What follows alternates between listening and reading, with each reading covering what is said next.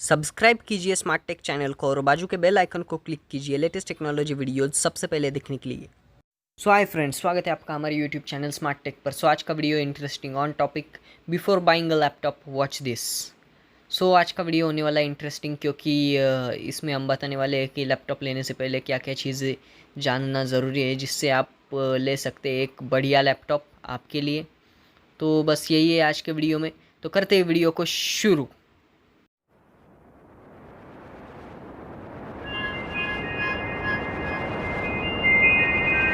So friends, आप लेना चाहते हैं एक नया लैपटॉप, तो लैपटॉप लेने के लिए सबसे पहली और ज़रूरी चीज़ है कि आप फिक्स कर लीजिए अपना बजट। अगर अब तक आपने अपना बजट फिक्स नहीं किया है तो आप चूज़ नहीं कर पाएंगे कि कौन सा लैपटॉप आपके लिए सही है, क्योंकि बाज़ार में 100 तरीके के लैपटॉप है। आप चूज़ नहीं कर पाएंगे उन 100 में से कि कौन सा आपके लिए सही है। तो अगर आपने अपना बजट फिक्स कर लिया तो उन 100 में से आप 10 को शॉर्ट लिस्ट करेंगे और उन 10 में से आप चूज़ कर पाएंगे कि कौन सा लैपटॉप आपके लिए सही है। फ्रेंड्स, मैंने लैपटॉप को 3 कैटेगरी में डिवाइड किया। एक पर्सनल यूज़ के लिए लैपटॉप, मतलब आपको कोई ऑफिस का काम करना है उस लैपटॉप पर, या एक स्टूडेंट के लिए लैपटॉप, मतलब आपको उस पर कोडिंग करनी है, और तीसरा एक गेमर्स के लिए लैपटॉप। तो ऐसे 3 कैटेगरीज में मैंने डिवाइड किया है लैपटॉप्स को। हमारी सबसे पहली कैटेगरी है पर्सनल लैपटॉप्स की।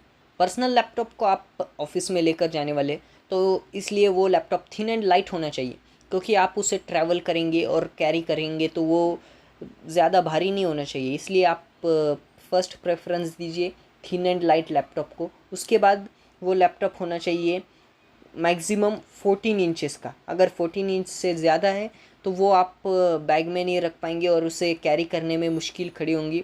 तो इसलिए आप वो 14 इंच या 14 इंच से कम ही लीजिए। अब बात आती है प्रोसेसर डिपार्टमेंट की। तो प्रोसेसर में आप लीजिए इंटेल का प्रोसेसर, वो भी इंटेल कोर i3, मतलब वो आपके लिए सफिशिएंट प्रोसेसर है। और तब भी अगर आपको लग रहा होगा कि आपका हेवी यूसेज है तो i5 भी प्रोसेसर आप ले सकते हैं, लेकिन उससे कॉस्ट बढ़ जाएंगी। आप प्रोसेसर कोई भी लीजिए, लेकिन उसका जनरेशन जो होता है ना, वो लेटेस्ट ही होना चाहिए। अगर वो कोई पिछला जनरेशन वाला प्रोसेसर है तो वो मतलब वर्थ इट ही नहीं है। आप मतलब अब ले रहे हैं i5 का प्रोसेसर, लेकिन उसका जनरेशन है 7th, तो वो आपको i3 से भी कम परफॉर्मेंस देगा। तो ये ज़रूर ध्यान में रखिए कि लेटेस्ट जनरेशन का ही प्रोसेसर लेना है। तो अब बात आती है रैम की। तो रैम में आप लीजिए 4 GB की। 4 GB आपके लिए सफिशियंट है, लेकिन अगर आपका बजट है तो आप 8 GB भी ले सकते हैं। वैसे 4 GB में भी आपका काम होने ही वाला है। और रैम लीजिए आप DDR4, DDR3 मत लीजिए, वो पुराना वर्जन है। तो DDR4 ही लेना है, ये याद रखिए। अब बात आती है स्टोरेज की। तो स्टोरेज में 2 ऑप्शंस हैं हमारे पास, एक है SSD, दूसरा है HDD। तो मैं इन दोनों में शॉर्ट में डिफरेंस बता देता हूँ। SSD जो होती है ना, वो HDD के मुकाबले बहुत फास्ट होती है, लेकिन वो HDD के मुकाबले बहुत ही महंगी भी होती है। मतलब जहाँ पर आप 1 TB की HDD ले रहे हैं, उसी कॉस्ट में आपको 512 GB की ही SSD मिलेंगी। मतलब प्राइस में बहुत डिफरेंस है। अगर आपको स्पीड चाहिए तो SSD ले सकते हैं, लेकिन बजट कम है तो आपको कम स्टोरेज मिलेंगी। और आपके पास बजट है तो आप 1 TB की SSD ले सकते हैं, लेकिन आपका प्राइस बहुत बढ़ जाएगा। तो ये आप पे डिपेंड करता है कि आपको कौन सी स्टोरेज लेनी है, SSD या HDD। वैसे मैंने SSD और HDD पर एक वीडियो बना के रखा है, वो आप देख सकते हैं कि मतलब इनमें क्या डिफरेंस है। तो अब बारी आती है स्टूडेंट्स के लिए लैपटॉप की। तो स्टूडेंट के लिए लैपटॉप थिन एंड लाइट ही होना चाहिए और 14 इंच से अंदर ही होना चाहिए, क्योंकि उनको वो ट्रैवल ही करना है और बैग में रखना है। तो इसके बाद बारी आती है अब प्रोसेसर की। प्रोसेसर आपके लिए i3 सफिशिएंट है। और अगर आपको लग रहा होगा कि आप हेवी गेमिंग या एडिटिंग करने वाले हैं तो आप i5 ले सकते हैं। और गेमिंग या एडिटिंग आप करने वाले हैं तो उसमें आप ग्राफिक्स कार्ड इंस्टॉल कर सकते हैं, 2 GB या फिर 4 GB का, वो डिपेंड करता है आपकी यूसेज पे। तो अब बात आती है रैम की। तो रैम डिपेंड करती है आपके यूसेज पर।